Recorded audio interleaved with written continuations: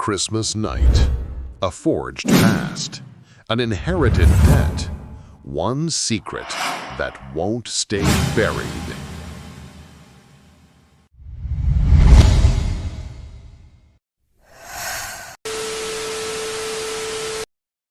You ever have that moment where everything you believed about your family shatters in an instant? Where the people you trusted most reveal they're complete strangers? That's what happened to me on Christmas Eve 2019 in Seattle. But here's the thing, I'm still discovering new lies. Everything changes in a single moment. One confession, one secret kept for 31 years. And suddenly, every memory you have gets recolored, re-examined, questioned. I'm talking about the kind of truth that doesn't just affect you. It spirals backward through time, corrupting everything it touches. My name, my inheritance, my entire identity. All of it tied to a lie so elaborate that even now, sitting here, I still haven't uncovered the full picture. My mom finally told me on Christmas night she couldn't carry it anymore. Let me take you back to that moment, because honestly, it explains everything about our family that never quite made sense. You know those families where something feels slightly off, where conversations stop when you enter the room, where certain relatives are never mentioned? That was us.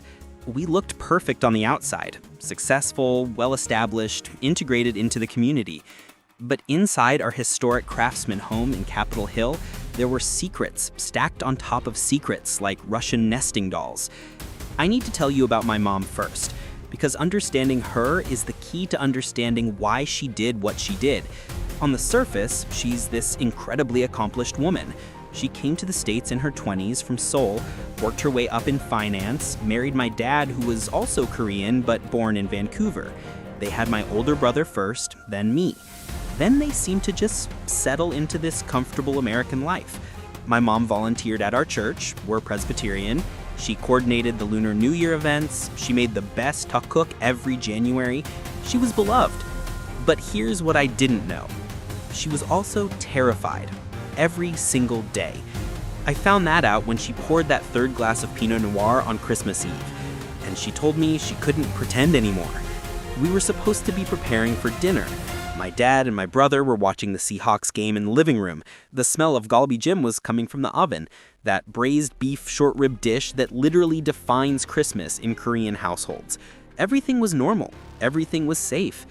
And then she looked at me with these eyes that seemed like they'd aged 40 years in a single moment. And she said, "I need to tell you something. But first, you need to understand that I did this to protect you. All of you. Even your father doesn't know the whole story." That's when my stomach dropped, because I realized right then that my entire life had been built on a foundation of carefully constructed fiction. Here's what most people don't understand about family secrets. They're not just lies, they're architectural. They hold up entire structures. Remove one brick and the whole thing threatens to collapse. My mom had built our entire existence on one fundamental untruth. And that untruth involved money, inheritance, a cousin we supposedly lost touch with, and, most disturbingly, identity. Let me back up even further, because you need context. My mom came to Seattle in 1998 with what she told everyone was a fellowship. She had been living in Seoul, working in finance, and supposedly got recruited by a financial firm in the Pacific Northwest. That's what she told my dad when they met at a church mixer. That's what she told her parents back in Korea. That's what she's told me my entire life. Except, as she sat there with her hands wrapped around that wine glass, the actual story started to spill out. She didn't come here for a fellowship. She came here because she ran away. When you grow up in a Korean family, you hear certain things about shame and honor and doing right by the family. My mom understood that more deeply than most. Her family was wealthy, not just comfortable, but seriously wealthy. Old money, connections, properties, influence. Her father, my grandfather, was a powerful man in certain circles, the kind of man who expected obedience. And my mom did obey for a long time, until she didn't. She told me that in 1997 she was engaged to marry someone her parents had chosen. It was supposed to be an alliance that made both families even more powerful. But my mom, this woman who spent 31 years volunteering at churches and making sure everyone's comfortable, had a boyfriend she wasn't supposed to have, someone she actually loved, someone from an unsuitable background, someone who wasn't approved by her father. Here's where it gets darker. When my grandfather found out, he didn't just disapprove. He made it clear what would happen if she didn't end things immediately and go through with the arranged engagement. He told her that if she married the wrong man, she would be disowned, completely, erased from the family. Her name would be as good as dead in Korea. And if she ever came back, there would be consequences. Most people would cave under that pressure. Most people do. But my mom, at 26 years old, made a choice that would echo through 3 decades and eventually shatter my entire worldview. She ran. She took money, a significant amount from the family accounts, money that wasn't technically hers, but that she had access to through her work in the family business. She cleaned out some accounts, gathered what resources she could, and she just left. She didn't tell her parents. She didn't tell the fiancé. She didn't tell her siblings.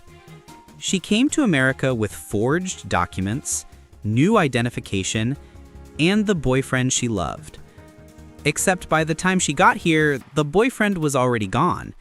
He couldn't handle the stress, the constant looking over their shoulders, the weight of having destroyed her family.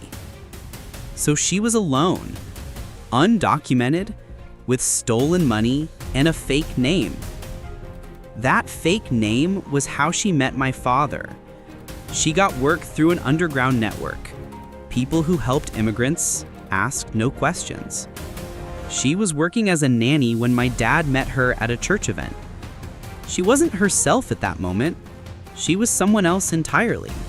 Someone with forged documents that said she was who she needed to be. When they got involved, she eventually told him parts of the truth. That she'd run from Korea, that her family had rejected her. But she never told him the whole story.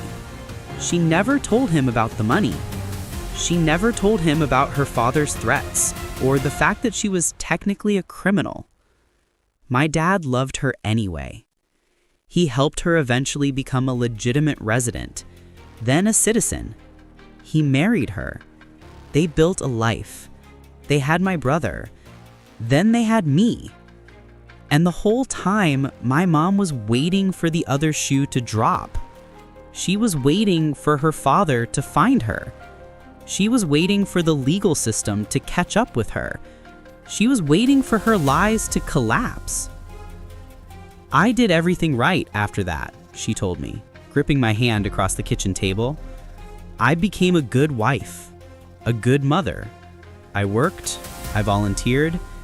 I built something real here, but I was always terrified that someone would find out, that your father would learn the truth, that you and your brother would be ashamed of me. I didn't know what to say. Then she said, "There's more, and this is the part that will actually change things for you." My grandfather had passed away in 2015. My mom found out through an old family friend who reached out online. What I didn't know was that my grandfather's death meant his will was being executed. There was an inheritance, and my mom's siblings, my aunts and uncles who I'd never met, were now trying to figure out what happened to their missing sister and the money she had taken. The theft hadn't gone unnoticed. Eventually, suspicion pointed to the youngest daughter who vanished. There were investigations, but my mom had already built a life in America, and there was no clean way to pursue her across borders. The family assumed she was gone, married to someone unsuitable, living far away. Except that wasn't the end. Last year, my mom's older sister hired a private investigator, not to punish my mom, but to find out what really happened. They found her. They found us. They found out my mom had survived and thrived. They didn't expose her, they reached out. Quietly. My sister said, "We spent years angry. Now I understand why you left." She wanted to see me, to know you. I said no. If this came out, everything would collapse. I felt sick. I felt like the floor was tilting beneath me. My mom wasn't done.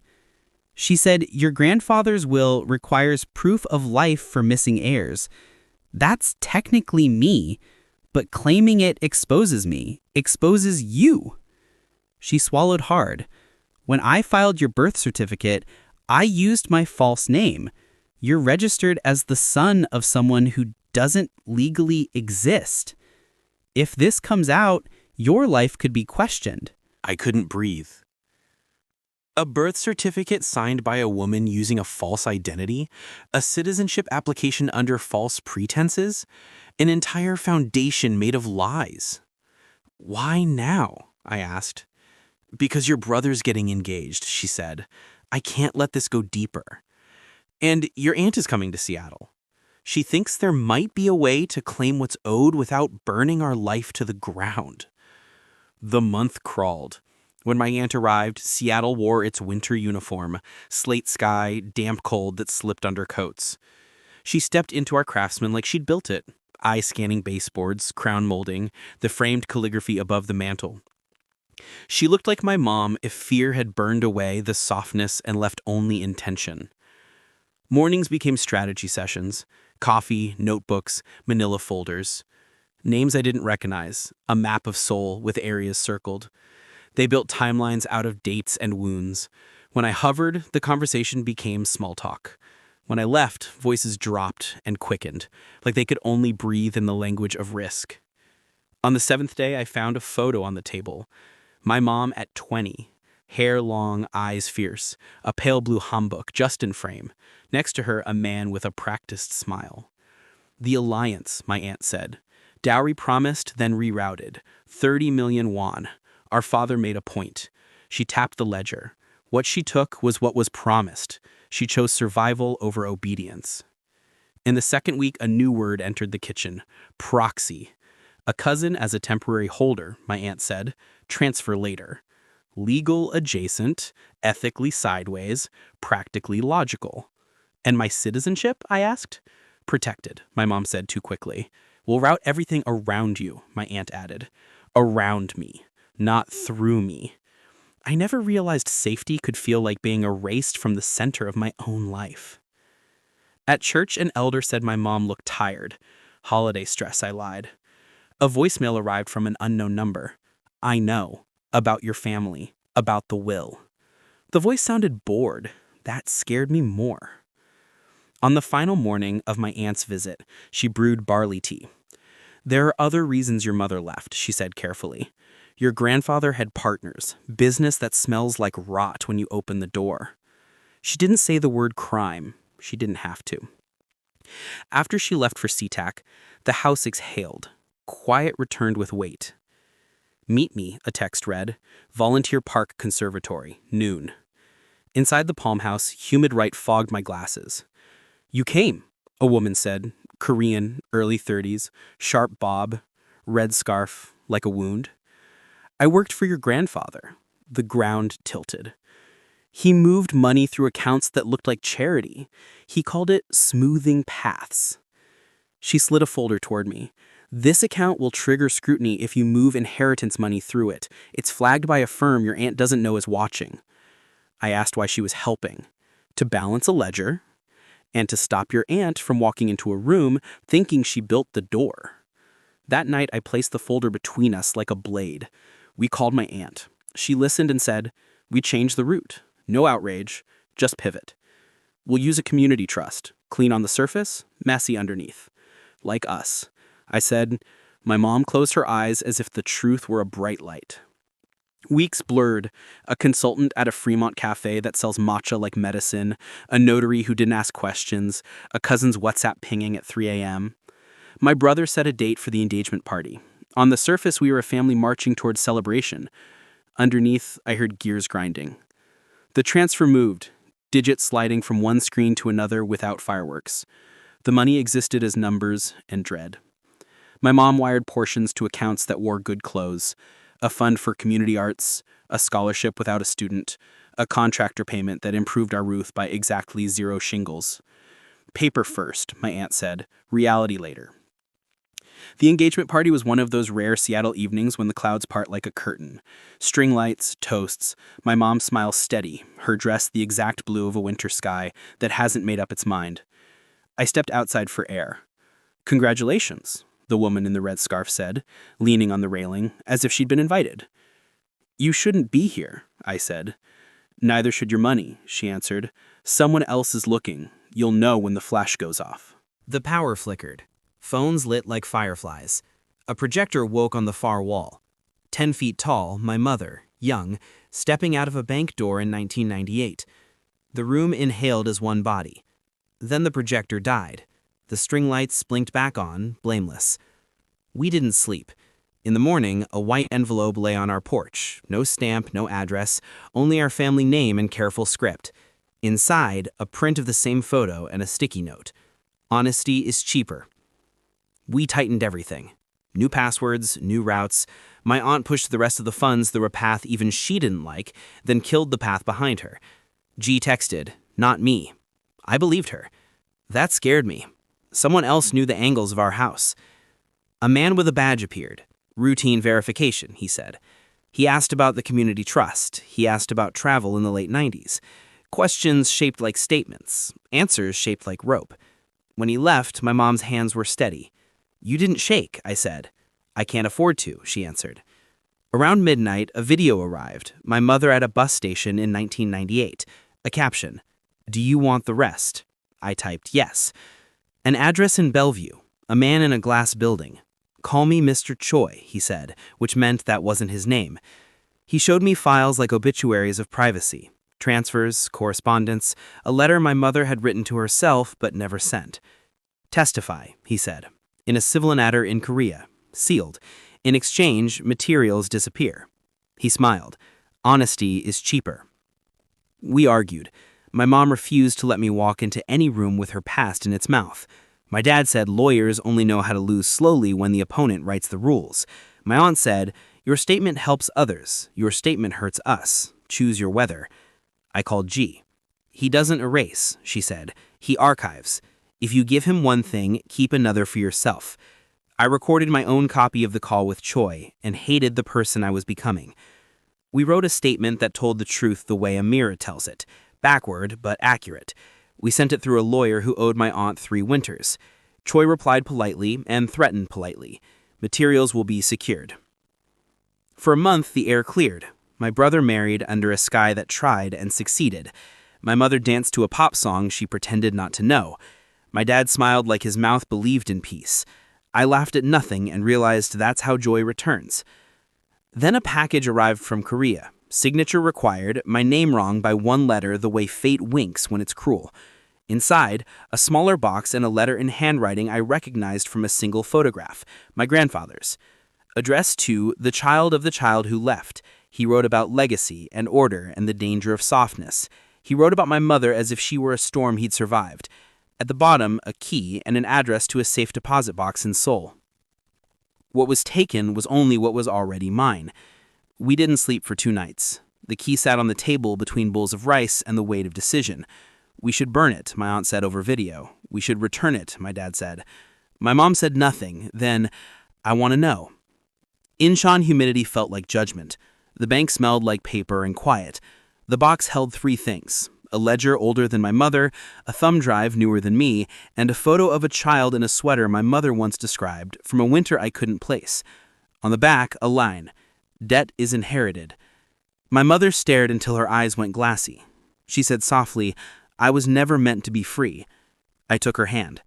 We divided the contents, ledger to my aunt, drive to a lawyer who doesn't smile, and photo to my mother who tucked it into her wallet like a bruise she needed to keep. On the flight home, the clouds looked like blank pages we couldn't afford to waste. When we landed, the house felt smaller. We cooked and ate in a circle that felt like a promise. "I owe you a confession," my mother said again, but this time her voice didn't shake. "I ran because I was afraid for myself. Then I stayed away because I was afraid for you."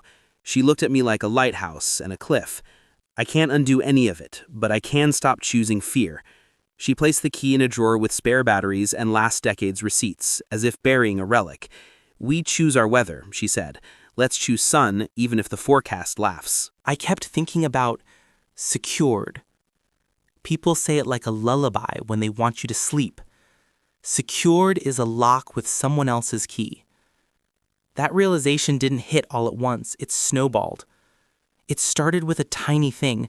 The glue on that Bellevue envelope smelled faintly of citrus, like the lobby where the man with Coach Teat waited under abstract art that whispers money. Maybe I'm seeing patterns, or maybe survival is learning to sniff for fruit where there shouldn't be any.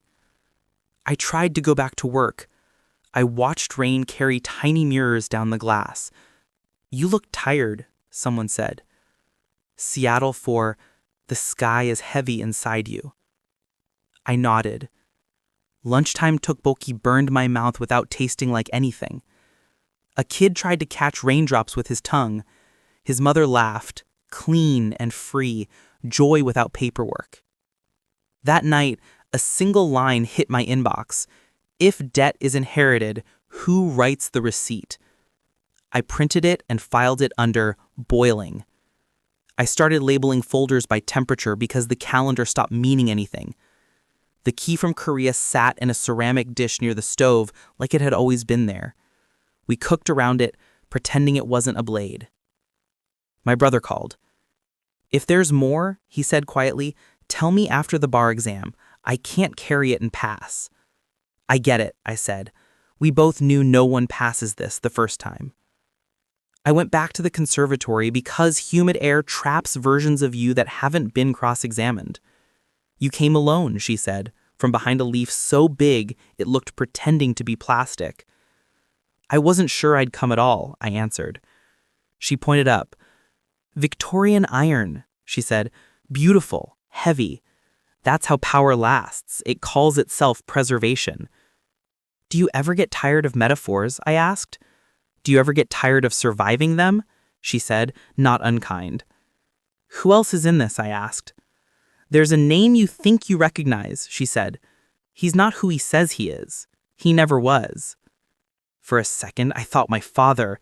My chest tightened so fast I gripped the railing. "No," she said, reading my face. "The man who called himself Choi. He likes playing archivist. He's a librarian who steals the rarest books." "What does he want with us?" I asked. "The same thing everyone wants with a storm," she said. "A way to sell umbrellas." At home, my mother was writing on real paper. "A letter," she said. "To whom?" I asked. "To the girl who ran." I didn't read it. "Some things you let someone keep." "Do you think he's done?" I asked. Men like that don't get done. They get bored, and boredom is dangerous. The name appeared everywhere, a foundation with a clean mission statement, a gala photo, a spreadsheet, a voicemail. "We love your family's generous community engagement." That sentence doesn't even try. I wrote the name on a sticky note and hid it under the table lip, like a grown child scrawling on a school desk. 2 days later, the foundation's director emailed an invitation for coffee. "We're building bridges," he wrote. "You're invited to the ribbon cutting." He smiled like an incision. "We love families who understand legacy." "How did you get our email?" the lawyer asked mildly. "Your generosity is public," he said, eyes never leaving mine. "And good deeds should be seen." The lawyer's mouth did not move. "We'll think about it," I said, which is Seattle for no. "We'll follow up," he answered, which is universal for we already are.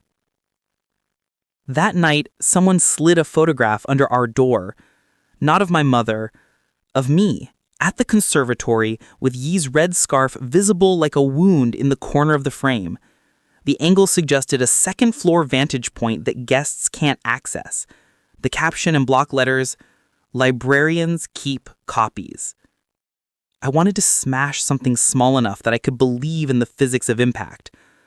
Instead, I made tea and watched it steam like a confession I wasn't ready to drink. My mother came into the kitchen in house slippers and the cardigan she always wears when she wants to look softer than steel. She said, "We stop playing defense. We build our own file." We started with everything we could prove. Passport stamps, tax filings, church rosters, the casseroles my mother made for families in crisis, the Korean school she taught on Saturdays, the times she sat overnight in hospital waiting rooms for people who were not related to us by blood but might as well have been. We photographed her hands, work-worn, gold-band thin and real. We photographed the birth announcements that friends kept and texted back to us with heart emojis and "I still remember holding you." We photographed the house, the framed calligraphy that says patience, the table where all our wars began and end. We printed the conservatory photo and taped it to the inside of the pantry door. We wrote under it, "We see you." Not because we did, but because pretending you do is a way to survive. A week later, the lawyer called. "There's a motion in Korea reopening part of your grandfather's estate review," he said. "It was filed by a firm that does not put its name on things unless it has a guarantee." "Guarantee of what?" I asked. "Outcome," he said, "or damage." My aunt flew back to Seattle. She walked in with a carry-on and an expression that told me sleep was optional now. "We need to talk about the child in the photo," she said before her coat was off. My mother went very still. "Not here," she said. "Here," my aunt answered, "because this house is where the truth either lives or dies." She put the photo on the table. The sweater was the same pattern my mother had once described to me when I was a child and asked what winter in Korea felt like. The child's eyes were my mother's shape and someone else's distance. "Who is this?" I asked, the question already building an answer that would make blood feel like a contract. My aunt looked at my mother. My mother looked at the table. "He is family," my aunt said finally, "but not in the way you think." My mother's hand shook once, a tremor that rang like a bell only I could hear. "Not my son," she said, "but a life I was told to carry as a debt and return as an apology." The room changed shape. "Tell him," my aunt said gently. "Tell him everything." My mother swallowed. "Before I left," she began, "there was a child whose future had been bought and sold in the rooms where men signed their names." She glanced at me. "Your grandfather arranged adoptions the way other people arrange dinners. Papers were made. Lives were moved." Her voice softened. "I wanted to take him with me. I was told he had already been promised." She closed her eyes. "I took money instead. I hated myself for choosing survival over rescuing a boy I had never held." Silence is not empty. It's a hallway where footsteps are coming. "Where is he now?" I asked. "He became a man, and some men learn their origin story from the margins. He works for the people who keep ledgers of what was taken and what must be returned." She met my eyes. "He may be the one who believes debt is inherited." "Does he know you wanted to take him?" I asked my mother. She nodded once, emotion small enough to fit inside a prayer. "He knows now," she said. "I wrote it in the letter I never sent, the letter Choi showed you." My throat tightened. "So the letter wasn't to a version of me," I said. My mother opened her eyes. "It was to him, and to me, and to the girl who ran." We didn't sleep again. Dawn bled gray through the windows. The world looked unfinished. "What do we do?" I asked. My aunt poured barley tea, hand steady because someone's had to be. "We do not pay a debt written by liars, but we acknowledge the hurt they carved." The next message came in the afternoon.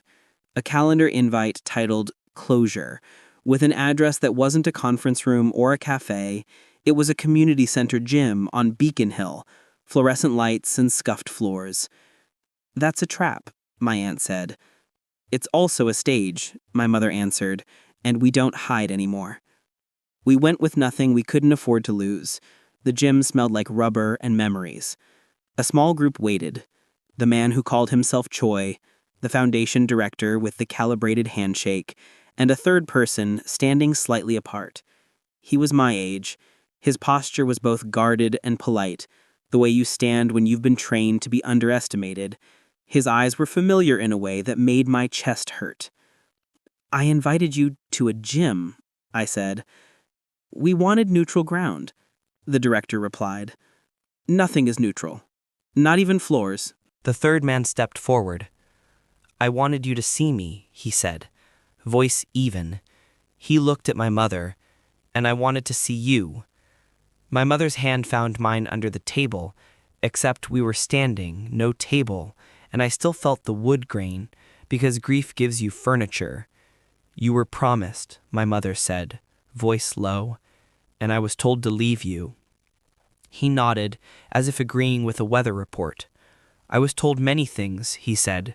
Some of them were true, most were useful to someone else.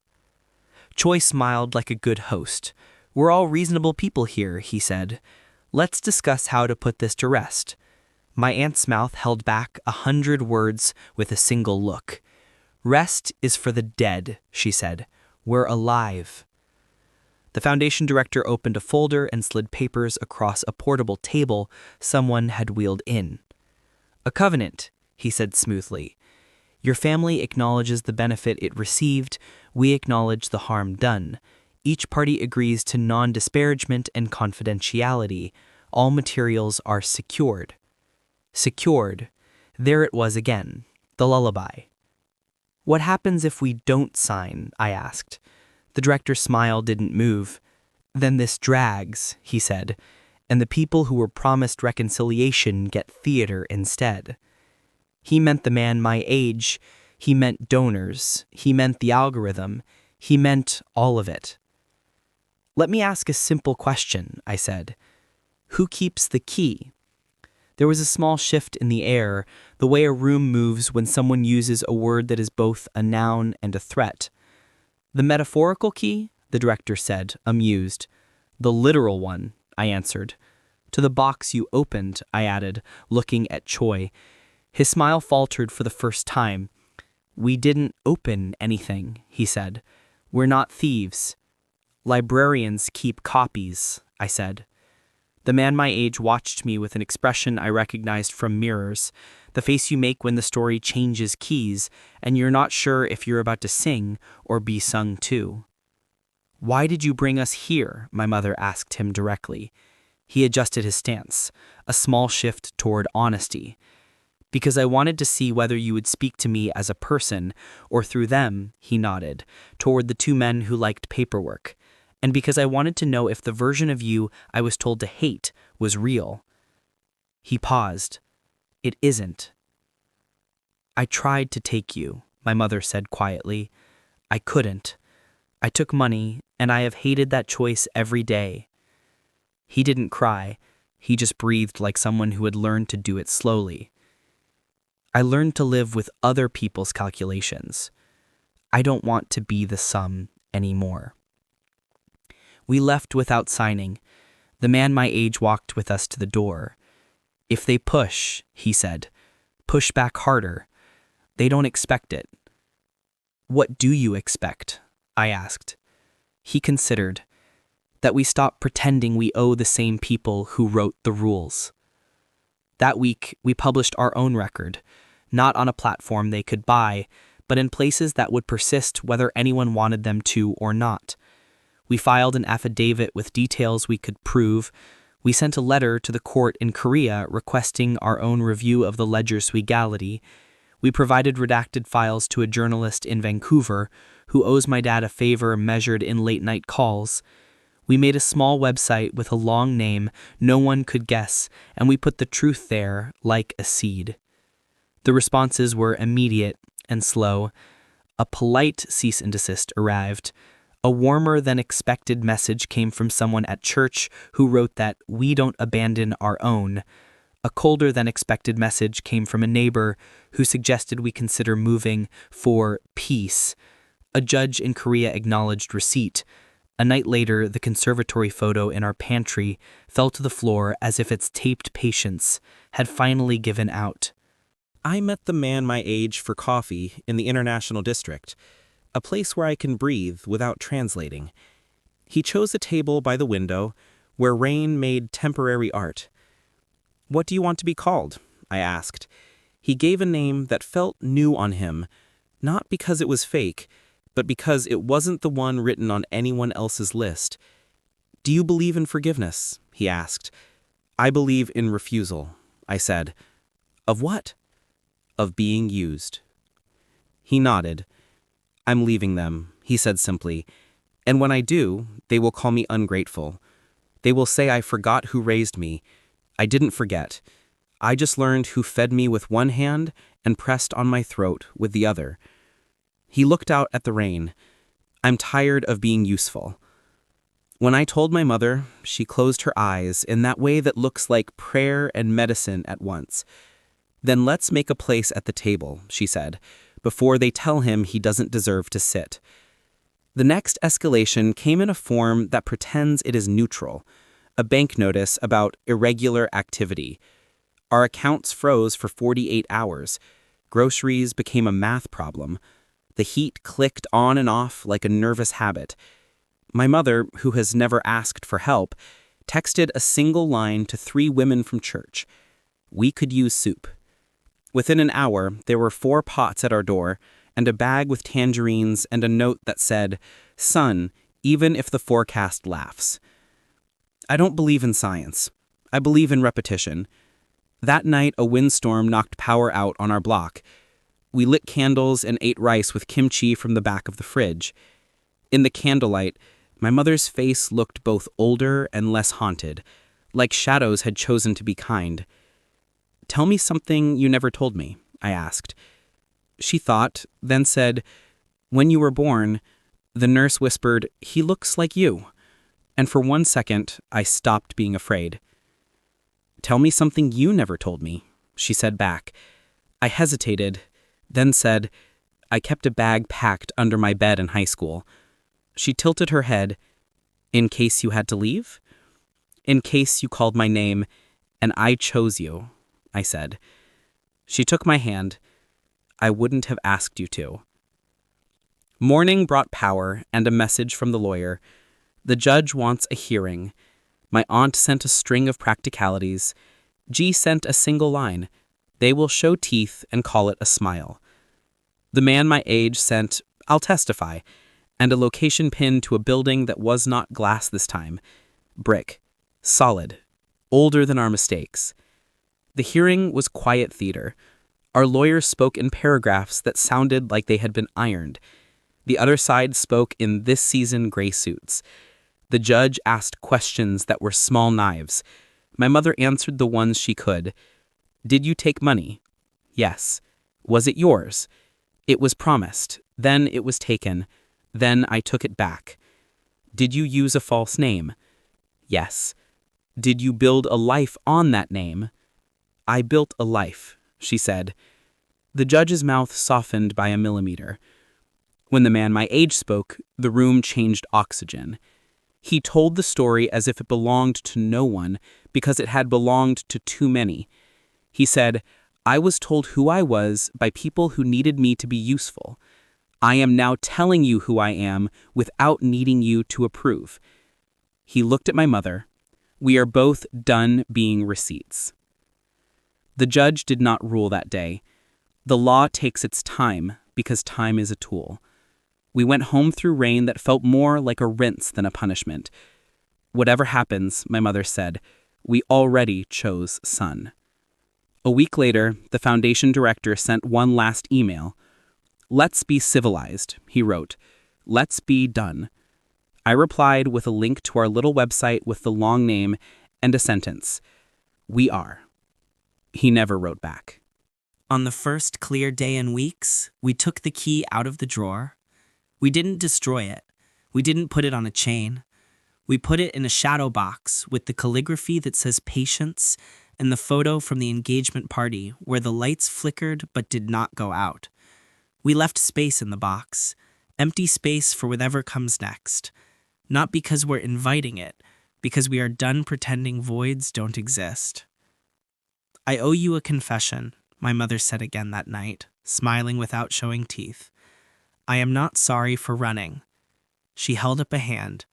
"I am sorry for the lies that ask you to carry my fear." She took a breath. I'm done asking you to carry anything I can lift myself. I thought about inheritance as more than money. Gestures, recipes, silences, the way we say sorry without saying it. I thought about Seattle's gray and how we make our own light anyway. I thought about the next person who will knock on our door with a smile that doesn't touch their eyes. We will answer. We will listen. We will not shake. If the floor tilts again, we'll plant our feet and hold the table steady. We'll feed whoever's hungry and tell the truth that fits in our mouths. The rest can wait its turn. Do you think it's over? I asked. No, my mother said, but we're different now. How? We stopped being afraid of the ledger. And started what? Writing our own. If you've ever had your life rewritten by someone else's pen, you know why you're still here. You want to see if the next page is finally yours. So do I. Stay. There's something you need to hear. Something I found on the drive we didn't give them. It changes who started this and why, but not tonight. Tonight we eat, we breathe, and we let the rain be just rain. Tomorrow we open the file, and when the door knocks, we're ready.